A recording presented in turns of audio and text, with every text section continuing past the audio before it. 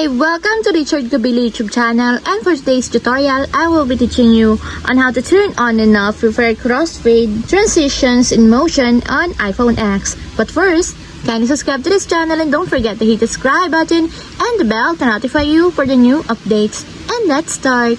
Using your iPhone X, from your home screen, first go to Settings. Then into Settings, scroll down and find the Accessibility and then tap. Then in the Accessibility, go to Vision section and then tap the Motion. Then in this part in the Motion, find the Preferred Crossfade Transition, and as you will see, there's a switch button located on the side of it.